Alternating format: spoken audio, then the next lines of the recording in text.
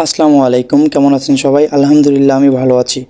আর EVM agro পার্কে আপনাদের সবাইকে স্বাগত। তো বন্ধুরা, আজকে আমরা যাচ্ছি আমাদের গরুর জন্য ঘাস কাটতে। তো এটি আমাদের বন্ধু ইউসুফকে সঙ্গে নিয়ে আমরা ঘাস কাটার জন্য যাচ্ছি। তো আমাদের এটি ঘাসের জমি। এই জমিতে কিছুদিন পর আমরা ঘাস কাটবো। তো আমরা আমাদের ঘাসের জমিতে এসে পড়েছি। ইউসুফ ভ্যানটি এখানে রাখলেন। তো আমরা এখন যাব ঘাসের জমিতে ঘাস কাটার জন্য। এটি আমাদের ঘাসের জমি। এই ঘাসগুলো অনেক ছোট, এখনও খাওয়ার উপযুক্ত হয়নি। তো এই পাশে দেখতে পাচ্ছি আমরা বিছন ধানের জন্য। এ পাশে অলরেডি আমাদের ঘাস কাটা শুরু করে দিয়েছে ইউসুফ। তো ঘাস কাটা শেষে আমরা বাড়িতে যাব। বাড়িতে আমাদের আরও অনেক কাজ আছে। বাড়িতে যাওয়ার পর আমরা গরুকে গোসল করাবো। তো এখানে আমরা ঘাস কেটে রেখেছিলাম। ঘাসগুলোকে আমরা কিছুক্ষণ পর এখানে এক জায়গায় করব।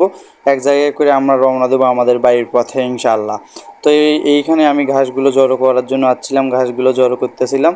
তো এর মধ্যে দেখি ইউসুফ ওই সাইডে একটু রেস্ট নিচ্ছে, বসে আছে। তো ও বসে আছে, তো আমি এই পাশে একটু কাজগুলো সেরে নিচ্ছিলাম। তো এরপর আমরা বাড়িতে যাওয়ার পর আমাদের অনেক কাজ, সেই কাজগুলো আমরা সেরে নেব।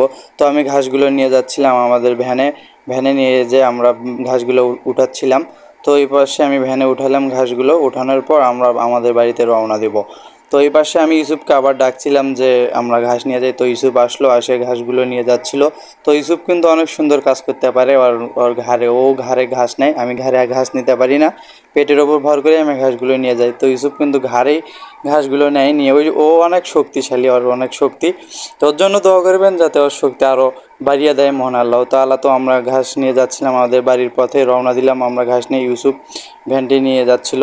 তো অবশেষে আমরা রাস্তায় অনেক মজা করার পর গল্প করতে করতে আমরা আমাদের খামারে চলে আসি। তো আমরা এখন আমাদের খামারে গরুগুলোকে গোসল করে দেবো ইনশাআল্লাহ।